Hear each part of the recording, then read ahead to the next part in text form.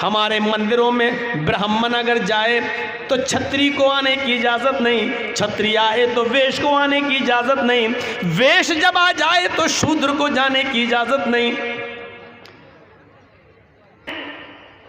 उन्होंने ये उसूल बना लिया है कि अगर हमें सत्ता में रहना है, सरकार में रहना है, तो हमें हिंदू और मुसलमान करना है।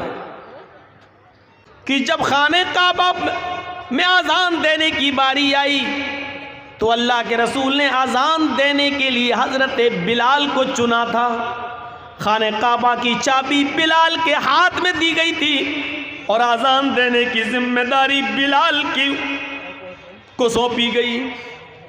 दीन का इतना बड़ा अहम काम बिलाल दे रहे हैं, अंजाम दे रहे हैं। वो बिलाल के जिनके होंठ बड़े बड़े, जिनकी शक्ल काली, हदीस की किताबें जिनको कोयले से भी ज्यादा काला कहती हो, वो बिलाल जिनका रिश्ता कोई लड़की कबूल नहीं करती, लेकिन जब बिलाल को आज़ान देने की चाबी दे दी गई और बिलाल को मस्जिद मक्के में खाने काबा में जब आज़ान देने का हुक्म दिया गया और जनाब मोहम्मद रसूलुल्लाह को जब मेराज हुई, जन्नत और जहन्नम का मुआयना करके जब वापस आए तो आने के बाद फरमाया, बिलाल तुम ऐसा कौन सा अमल करते हो, अल्लाह तुम्हारे इस अमल से इतना खुश हुआ, इतना खुश हुआ कि मुझे जन्नत दिखाई।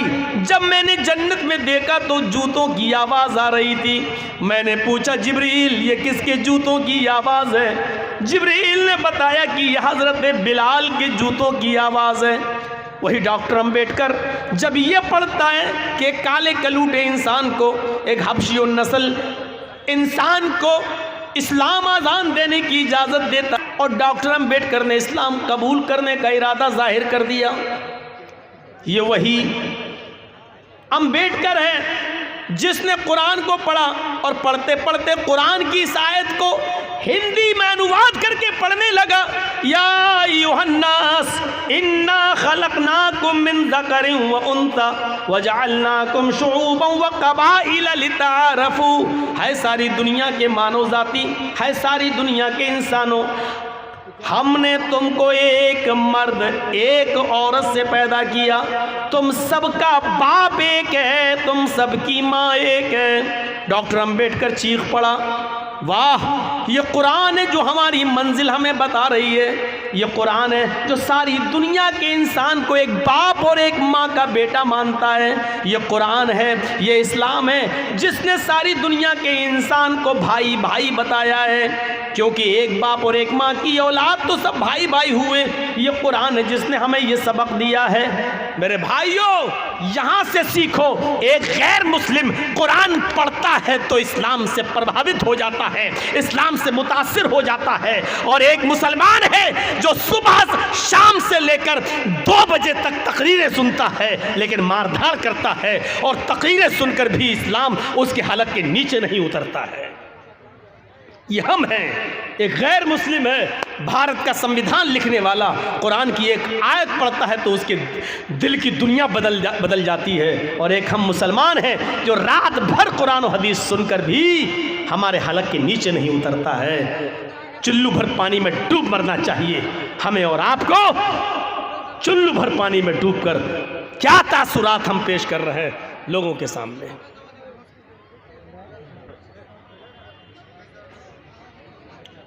हमें अपनी ज़िंदगी में चेंजिंग लाना होगा, हमें अपनी सोच बदलना होगी। अगर आपको कुछ करना है तो लोगों ने अपनी सोचें बना ली हैं, ज़हनियतें बना ली हैं, उन्होंने ये उसूल बना लिया है कि अगर हमें सत्ता में रहना है, सरकार में रहना, तो हमको सबसे अच्छा मज़हब, सबसे अच्छा दीन, सबसे अच्छा धर्म इस्लाम नज़र आया। सारे मज़ाहिब की तालीमात में सबसे अच्छी तालीमात इस्लाम की हमको नज़र आई। लेकिन जब हमने दौरा करके दुनिया में देखा तो हमें दुनिया की सबसे बदतरीन और नालायक कौम सबसे ज़्यादा मुसलमान नज़र आई। उस साइंटिस्ट ने ये कहा। अगर आज वो साइंटिस्ट होता और आपके जलसे में बैठा होता और वो मगरिब से लेकर अब तक सारे उलमा की तकरीर सुनता और उसके बाद रात के 1:30 बजे और 1:45 बजे ये हंगामा देखता, तो आज वो यही कहता कि मुझे जीती जागती तस्वीर यही मिल गई।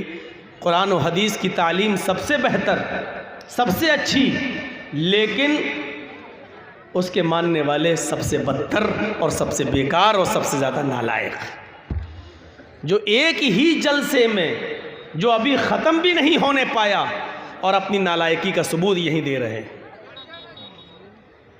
अल्लाह के नबी सल्लल्लाहु अलैहि वसल्लम जब तकरीर किया करते थे, अल्लाह की कसम हदीस की किताबें आप पढ़िए, जब आप लोगों को नसीहतें किया करते थे तो सहाबा किराम अपने सरों पर बैठी हुई मक्खी भी नहीं उड़ाते थे।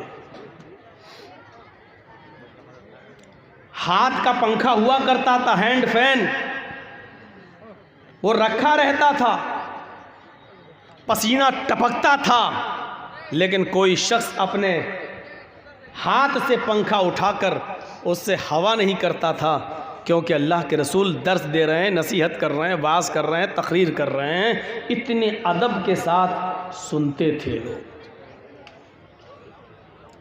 कहाँ चली गई वो सब मिसालें,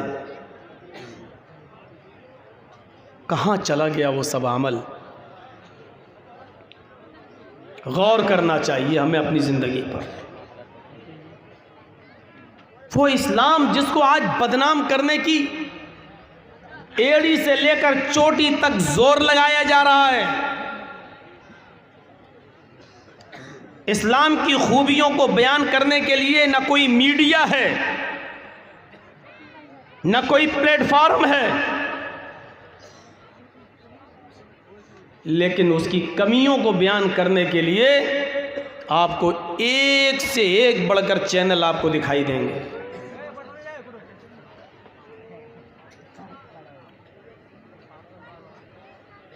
क्यों? हम दूसरों से ये शिकायत करते हैं कि वो देखो इस्लाम के बारे में ऐसा बोल रहा है, ऐसा बोल रहा है, ऐसा बोल रहा है, लेकिन हम अपने मुआशरे का जायज़ा नहीं लेते, हमारे समाज में क्या हो रहा है। हमें इस बात पर गौर करना पड़ेगा, समाज को बैठना पड़ेगा और सोचना पड़ेगा हमें इस बात पर। अभी अल्लाह के नबी सल्लल्लाहु अलैहि वसल्लम का ज़माना होता तो अभी क्लास ले ली गई होती, मशवरे होने लगते, सजाएं मुतय्यन कर दी जाती, लेकिन हमारे यहाँ इन चीज़ों को मामूली समझा जाता है। वो इस्लाम जिससे गैर मुस्लिमों को फ़ायदा पहुँच रहा हो, आज हम उससे फ़ायदा नहीं उठा पा रहे हैं। वो इस्लाम जो अमेरिका में तेज़ी के साथ लोग उसको पढ़ रहे हैं और इस्लाम कबूल करते जा रहे हैं, अमेरिका परेशान है कि हम इस्लाम के ख़िलाफ़ जितनी साजिशें करते हैं वो सब नाकाम हो जाती हैं, और ख़ुद अमेरिका अपने ही बस्ती में, अपने ही इलाके में इस्लाम को बढ़ने से नहीं रोक पा रहा है। डेली सैकड़ों की तादाद में लोग इस्लाम कबूल कर रहे हैं। क्यों कर रहे हैं? वहाँ के मुसलमान इस्लाम का तारुफ गैरों में करा रहे हैं, कुरान के तर्जमे बांट रहे हैं, वाज़ो तबलीग में लगे हुए हैं, अपना करैक्टर, अपना अखलाक, अपना स्वभाव अमेरिका वालों के सामने पेश कर रहे हैं। उनको लगता है कि मीडिया जो तस्वीर दिखा रही है वो गलत है, असल इस्लाम ये है जो ये मुसलमान पेश कर रहे हैं। हम क्या पेश कर रहे हैं दुनिया वालों के सामने?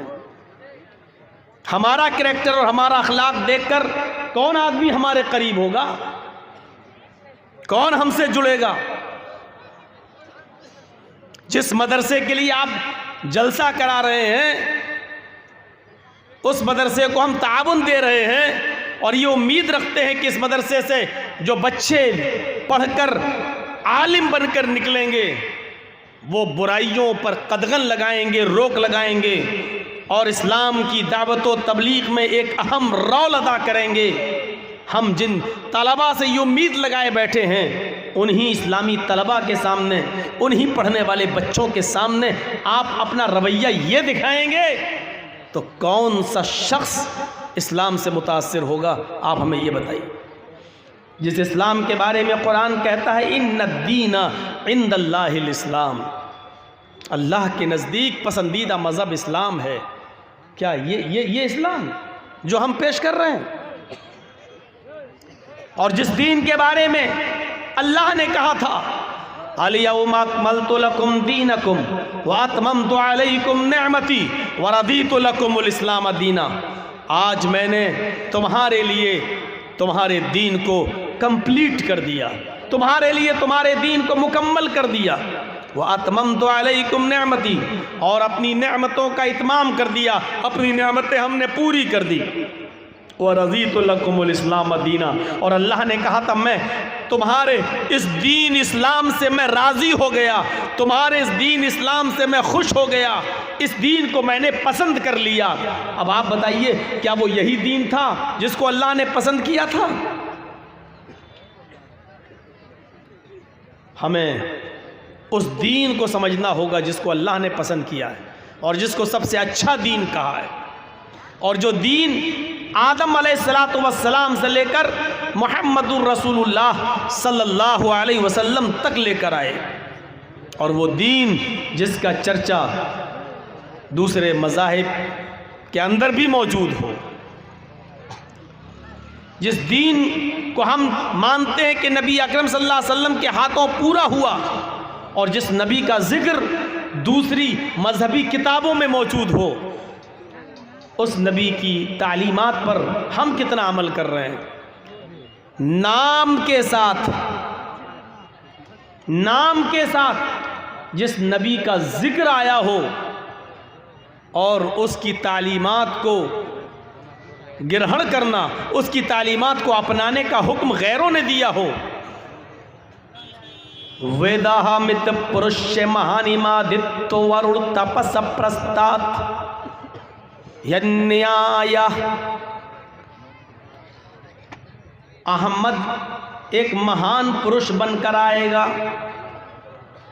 वेद अहमद पुरुष, अहमद एक महान पुरुष बनकर जन्म लेगा, अंतिम ऋषि होगा, कल की अवतार होगा, आखिरी पैगंबर होगा। वरुण तपसा, ईश्वर का, अल्लाह का बहुत ही ज़्यादा नाम लेने वाला होगा, ईश्वर का बहुत बड़ा पुजारी होगा, अल्लाह की बहुत ज़्यादा भक्ति और इबादत करने वाला होगा। प्रस्ताद, ईश्वर की तरफ से जो वो शिक्षा लेकर आएगा, जो तालीम लेकर आएगा, उसी को तुम ग्रहण कर लेना, उसी को तुम मान लेना। उस अहमद की तालीम पर, उसकी शिक्षा पर तुम चलना, उसी के नक्शे कदम पर तुम चलना, उसी को फॉलो करना। तुम्हारी नजात अहमद के रास्ते में ही है, अहमद की तालीम पर अमल करने से ही तुम्हारी नजात है। यन्याय, स्वर्ग में जाने के लिए, जन्नत में जाने के लिए अहमद के रास्ते के अलावा कोई दूसरा रास्ता नहीं है। अहमद के तरीक़े के अलावा कोई दूसरा तरीक़ा नहीं है, अहमद के रास्ते के अलावा कोई दूसरा रास्ता नहीं है। अगर जन्नत में जाना चाहते हो, स्वर्ग में जाना चाहते हो, पैराडाइज में जाना चाहते हो, अगर तुम्हें जन्नत की तलब है और जन्नत की ख्वाहिश है, जन्नत की तमन्ना है, तो तुम्हें अहमद के यानी मोहम्मद के रास्ते पे चलना पड़ेगा। जिसको हिंदू धर्म की किताबें ये कह रही हों और जिसको स्वीकार किया हो, और आज हम मुसलमान होकर ही मोहम्मदुर रसूलुल्लाह के रास्ते को हम अपनाने के लिए तैयार नहीं। कितनी नाफरमानियां हम कर जाते हैं, कितने बड़े बड़े गुनाह हम कर जाते हैं, हमें इस बात का एहसास भी नहीं है। एक शख्स खाना खा रहा है, पढ़िए मुस्लिम शरीफ की हदीस, एक शख्स खाना खा रहा है और वो बाएं हाथ से खाना खा रहा है। अल्लाह के नबी सल्लल्लाहु अलैहि वसल्लम ने उसको उल्टे हाथ से बाएं हाथ से खाना खाते हुए देखा तो उससे फरमाया कुल बियमीनिक, अपने दाहिने हाथ से खाना खाओ।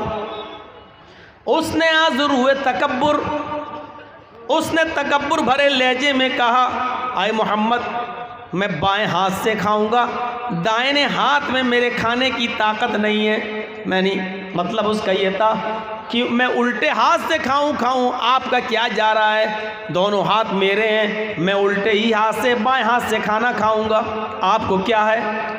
अल्लाह के नबी ने फरमाया, उसकी इस तकब्बुराना जुमले को देखा तो अल्लाह के नबी ने कहा अल्लाह करे कि तेरा दाहिना हाथ खाने के लायक ना रहे। उस दिन की तारीख से आखिरी दम तक, लास्ट डे तक, उसके मरने के दम तक वो दाहिने हाथ से कोई काम करने के लायक नहीं रहा। इतनी सी बात उसने कह दी थी कि दोनों हाथ मेरे हैं, मैं दाहिने हाथ से नहीं खाता, बाएं हाथ से खाता हूँ, आपका क्या जा रहा है। नबी अकरम ने कहा तुझे इस तकब्बुर की सज़ा मिलनी चाहिए, इस घमंड की सज़ा मिलनी चाहिए। उसने नबी की इतनी सी नाफरमानी की, फिर ज़िंदगी भर उसका दाहिना हाथ उठ नहीं सका। खाना तो छोड़ो, फिर ज़िंदगी का कोई अच्छा से अच्छा या बुरा से बुरा कोई काम वो अपने दाहिने हाथ से सीधे हाथ से न कर सका, उसके लायक नहीं रहा। हम तो दिन भर में पता नहीं मोहम्मदुर रसूलुल्लाह की कितनी नाफरमानियाँ कर देते हैं। हम रसूलुल्लाह की तालीमात को अपने पैरों से कुचल रहे हैं, हम इस्लाम की शिक्षा और इस्लाम की तालीमात पर अमल नहीं कर रहे हैं। हमें डरना चाहिए कि कहीं अल्लाह की तरफ से हमारे ऊपर कोई खतरनाक अज़ाब ना आ जाए। हम ज़रा दूसरी तरफ भी नज़र डाल के देखें। एक तरफ हमारे बहुत से मुसलमान भाई आजमाइशों में मुब्तला हैं। आप त्रिपुरा के हालात पे नज़र डालिए, हमारी इबादत गाहें जलाई जा रही हैं। आप त्रिपुरा के हालात पे नज़र डालिए, हमारी मुक़द्दस किताब जिस पर हम ईमान लाए हैं कुरान करीम को जलाया जा रहा है। और यहाँ एक हम मुसलमान हैं जो हम मैच देखने में मसरूफ़ हैं। वर्ल्ड कप कौन जीतता है, सेमीफाइनल में कौन पहुंचा हुआ है, किस टीम ने कितने रन बनाए हैं, हम तसव्वुर करें कि हम खड़े कहाँ हैं। हम अपने दिमाग पर ज़रा ज़ोर लगा कर देखें, जो हालात त्रिपुरा पे गुजरे हैं कल हमारे ऊपर भी गुजर सकते हैं, क्योंकि ये मंसूबे बड़े बड़े ऐवानों में बैठकर हल होते हैं, प्लानिंग होती है। सियासत कैसे की जाए, बिहार की कुर्सी कैसे संभाली जाए, आसाम की कुर्सी कैसे हासिल हो। जो गेम आपके बिहार में खेला गया है वही गेम मेरे भाइयों अब यूपी में खेलने की कोशिश की जा रही है। उत्तर प्रदेश में भी चुनाव करीब है। किस तरीके से मुसलमानों को आपस में लड़ाया जाए, मुसलमानों को बांटा जाए, हिंदू मुस्लिम की राजनीति की जाए, हमारे खिलाफ मंसूबे हो रहे हैं, हमें आपस में लड़ाने की प्लानिंग हो रही है। ज़रा तसव्वुर कीजिए कि किस तरीके से आज गैर मुस्लिमों की यूनिवर्सिटियों में मुसलमान लड़कों को आरक्षण नहीं मिल रहा है, रिजर्वेशन नहीं है, उनको पढ़ने की इजाज़त नहीं है, लेकिन मुस्लिम लड़कियों के लिए रिजर्वेशन दिया जा रहा है। अक़लियत का नाम देकर मुस्लिम लड़कियों को ये कहा जा रहा है कि तुम एडमिशन ले सकती हो, और मुस्लिम कॉलेज और कॉलेजेस में पढ़ने वाले लड़कों से ये कहा जा रहा है कि तुम मुस्लिम लड़कियों को अपने प्यार, अपने लव, अपने प्यार के चंगुल में उनको फंसाओ, उनको लाओ, फिर उनसे कोर्ट मैरिज करो, शादियां करो और एक दो बच्चे पैदा करके उनको तलाक दे दो, ताकि उनके बतन से, उनके पेट से हमारी तादाद बढ़ जाए, और फिर उनको तलाक देकर छोड़ दो, न वो अपने घर की रहें न यहाँ की रहें। ये मंसूबे हो रहे हैं, ये प्लानिंग बनाई जा रही है, लेकिन हम अभी तक इस्लाम के मिजाज को नहीं समझ पा रहे हैं और गैर मुस्लिमों की साजिशों को आज हम समझने के लिए तैयार नहीं हैं। हम खुद इस्लाम से दूर भागे जा रहे हैं, हम इस्लाम की तालीमात से भागे भागे फिर रहे हैं। नहीं साहब, हमारी लड़की तो पढ़ेगी वहीं।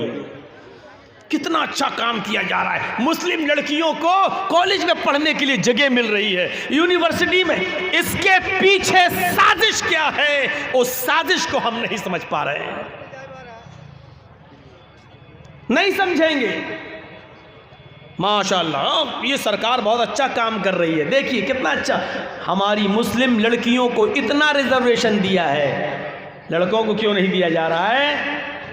हमारी लड़कियां MBBS में आ रही हैं, BUMS में आ रही हैं, PhD में आ रही हैं, उनको कॉलेज में लिया जा रहा है, लेकिन लड़कों को रिजेक्ट कर दिया जा रहा है। इसके पीछे साजिश क्या है, ये हमारी समझ में नहीं आ रहा है। इसके पीछे की साजिश देखना है तो नागपुर में बने हुए हेडक्वार्टर से सीखिए, और वहाँ की प्लानिंग वहाँ होती है, और वहाँ प्लानिंग के ऊपर आपका केंद्र, आपकी सरकार और दिल्ली में बैठी हुई सरकार नागपुर हेडक्वार्टर के मशवरे पर अमल करती है, लेकिन इस साजिश को हम नहीं समझ पाते। हम इसी में पड़े हुए हैं कि हमारी बात कौन कर रहा है। हम ये नहीं समझ पा रहे हैं कि हमारा छोटा नुकसान किस में है और बड़ा नुकसान किस में है। हमारी अकल में ये बात नहीं आ रही है, हम समझने के लिए तैयार नहीं हैं। हम ये भी नहीं समझ पा रहे हैं कि बड़े नुकसान से हम अपने आप को बचाएं तो कैसे बचाएं। दो चीजें जब हमारे सामने हो और एक तरफ ये हो कि नुकसान दोनों में हो, हमारा फायदा किसी में ना हो, तो वहाँ ये देखा जाता है कि कम नुकसान उठाना पड़े और बड़े नुकसान से हम अपने आप को बचा लें। लेकिन इतनी भी समझ आज हमारे अंदर नहीं रही कि हम अपने आप को बड़े नुकसान से बचाएं या छोटे नुकसान से बचाएं। आपसे अगर ये कह दिया जाए कि आपकी बीवी को जो डिलीवरी हो रही है, बच्चा पैदा हो रहा है, अब माँ या बच्चे में से आपकी बीवी या आपके बेटे में से मैं किसी एक को बचा सकता हूं, तो आप उस मौके पर क्या करेंगे? नुकसान दोनों सूरतों में है, तो ऐसे मौके पर आपको डिसीजन लेना पड़ेगा, फैसला लेना पड़ेगा। और वहां फैसला आपका ये होना चाहिए कि माँ यानी बीवी को बचा लो, बच्चे की माँ को बचा लो। अगर बच्चा जा रहा है तो जाने दो। इस मौके पर भी हम ये फैसला नहीं कर पा रहे हैं कि हमें डिसीजन क्या लेना चाहिए। मैंने इशारों में बहुत कुछ कह दिया है, अब अकल होगी तो आप समझ गए होंगे हम कहना क्या चाह रहे हैं। हमें भी अपने आप को बचाना है, हमें भी अपने आप को सेफ रखना है।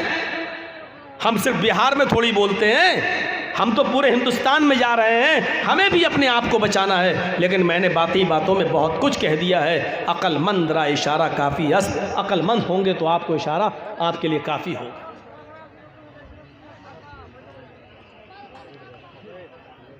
दीन इस्लाम की खुसूसियात ऐसी हैं कि जिनको देखकर हर कोई इस्लाम के करीब होता चला गया। मुझे बताइए कि वो कौन सी चीज़ थी और कौन सी खुसूसियत थी जिसने डॉक्टर भीमराव अंबेडकर को इस्लाम के करीब कर दिया था।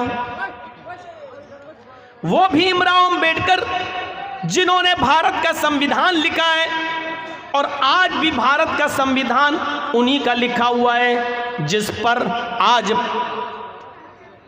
हमारी सरकार भी चल रही है, सुप्रीम कोर्ट भी चल रहा है। और आसानी के साथ डॉक्टर अंबेडकर के बनाए हुए कानून को बदलने की हिम्मत किसी में नहीं है। आसानी के साथ बदलने की कोशिश तो हो रही है। RSS अपना कानून थोपना चाहती है, अपना कानून बनाना चाहती है, लेकिन अभी इतना आसान नहीं है। वो भीमराव अंबेडकर, वो कौन सी चीज़ थी जिन्होंने भीमराव अंबेडकर को इस्लाम के करीब कर दिया था? वो भीमराव अंबेडकर जो इस बात से दूर हो गए थे अपने हिंदू धर्म से कि उन्होंने ऋग्वेद के अंदर ये पढ़ लिया था कि ब्रह्मा ने अपने मुंह से ब्राह्मण को पैदा किया, अपने हाथों से छत्री को पैदा किया, अपनी रान से, अपनी थाई से, अपनी जांग से वेश को पैदा किया, और अपने पैरों से शूद्र को पैदा किया, हरिजन को, शूद्र को पैदा किया। चूंकि डॉक्टर भीमराव अंबेडकर नीची जाति से आते थे, उन्होंने उसी वक्त से ये अंदाजा लगा लिया कि ऋग्वेद का ये मंत्र अल्लाह की तरफ से, ईश्वर की तरफ से नहीं है। ईश्वर की तरफ से होता तो ये ना होता कि किसी को ब्रह्मा ने अपने मुंह से पैदा किया, किसी को अपने हाथों से किया, किसी को अपनी रान से किया, किसी को अपने पैरों से किया। उन्होंने और भी धर्म का मुताला किया, लेकिन कोई धर्म उनको समझ में नहीं आया। उन्होंने इस्लाम को पढ़ा, कुरान को पढ़ा, इस्लाम को पढ़ा और जनाब मोहम्मद रसूलुल्लाह सल्लल्लाहु अलैहि वसल्लम के आखिरी खुतबे, हज्जतुल विदा के खुतबे को पढ़ा तो समझ गए कि हमें हमारी मंजिल मिल गई। खुतबा क्या था? कुल्लुकुम बनी आदम व आदमु मिन तुराब। अल्लाह के नबी ने हज्जतुल विदा के मौके पर कहा था कि आए इब्ने आदम, आए लोगों, तुम सब आदम के बेटे हो और आदम मिट्टी से पैदा हुए थे, इसलिए तुम सब मिट्टी से हो। आदम को मिट्टी से बनाया गया था, तुम सब मिट्टी के बने हुए हो, मिट्टी के हो। ला फज़ला लिअरबिय्यिन अला अजमी, किसी अरब के रहने वाले को आजम के रहने वाले पर फजीलत नहीं है। किसी गैर अरब को अरब के रहने वाले पर फजीलत नहीं है। किसी गोरे को काले पर फजीलत नहीं है, किसी काले को गोरे पर फौकियत नहीं है। तुम सब बराबर हो, आदम के बेटे हो। न काला गोरे से अफजल, न गोरा काले से अफजल, न अरबी गैर अरबी से अफजल, न गैर अरबी अरबी से अफजल।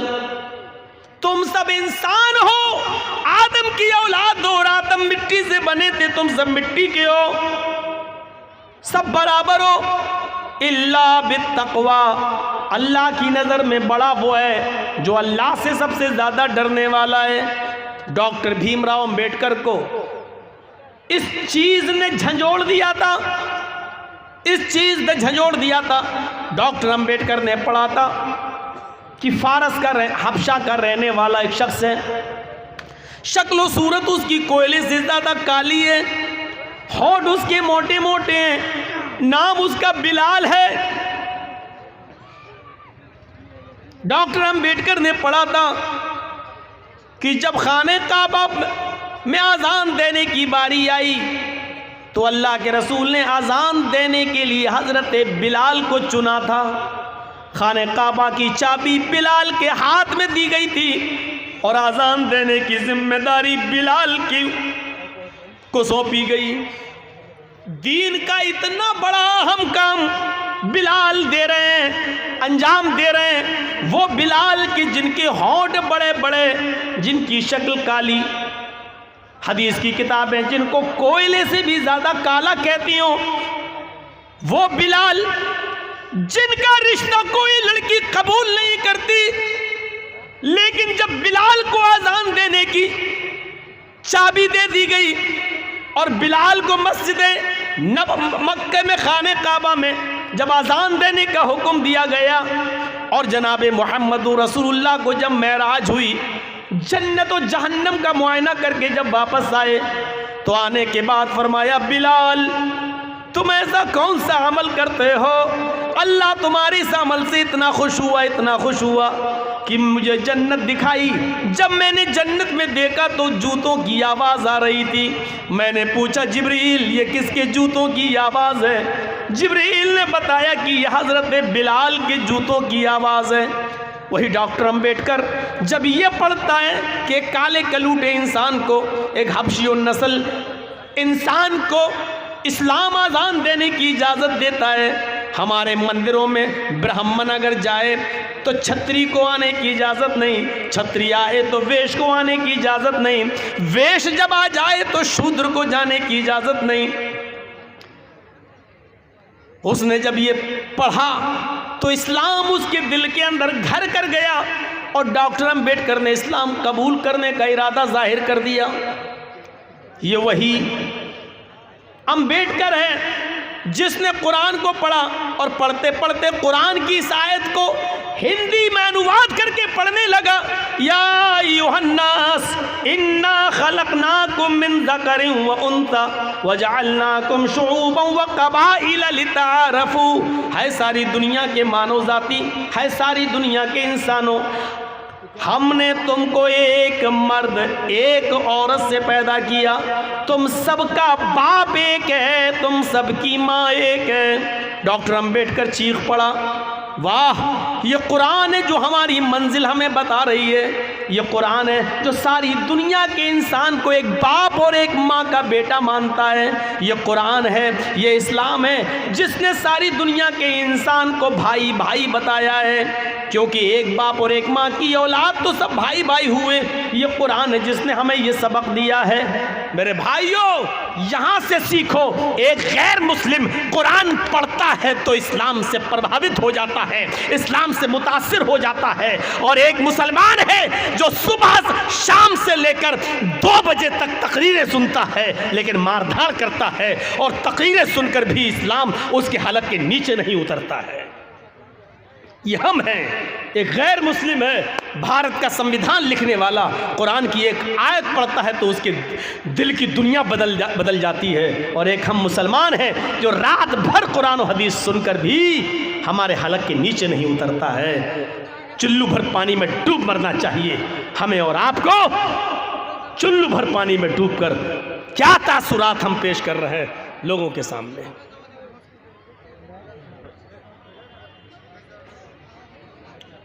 हमें अपनी ज़िंदगी में चेंजिंग लाना होगा, हमें अपनी सोच बदलना होगी। अगर आपको कुछ करना है तो लोगों ने अपनी सोचें बना ली हैं, ज़हनियतें बना ली हैं, उन्होंने ये उसूल बना लिया है कि अगर हमें सत्ता में रहना है, सरकार में रहना है, तो हमें हिंदू और मुसलमान करना है।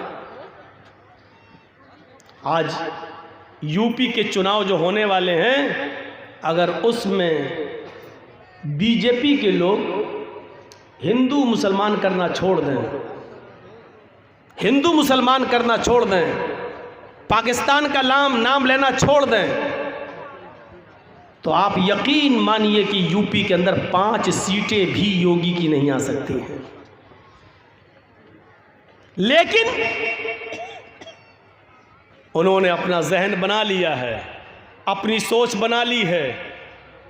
मौलाना कलीमुद्दीन साहब को गिरफ्तार करके एक मैसेज दे दिया है कि यूपी के आने वाले चुनाव में अभी हम और मौलवियों को भी गिरफ्तार करेंगे, क्योंकि हमें चुनाव ऐसे ही जीतना है। कोरोना काल के अंदर मरकज निजामुद्दीन के सिपहसालार और कायदे आजम मौलाना साद का नाम उछालकर उन्होंने ये मैसेज दे दिया है कि हमें सरकार में दोबारा वापस आना है तो हमें हिंदू मुसलमान करके ही वापस आना है, मुस्लिम संस्थाओं को बदनाम करके ही हमें आना है। आपने क्या सोच बनाई है, आपकी फिक्र क्या है, आपकी जहनियत क्या है, ये आपको तय करना होगा, आपको सोचना होगा। कौन सोचेगा ये? उन्होंने अपनी जहनियत बता दी है। आपके जहनों में क्या है, ये आपको तय करना होगा। आपको डॉक्टर अंबेडकर से सीखिए, क्या थी इस्लाम की खुसूसियत। आज भी इस्लाम की खुसूसियत यही है जिसके दुनिया दंग रह गई है, और इसीलिए मस्जिदें बनने नहीं दी जा रही हैं। हमारी मस्जिदों को इसीलिए तोड़ा जाता है, जलाया जाता है, शहीद किया जाता है, क्योंकि इससे मसावात का दर्स मिलता है। जो गैर कौमें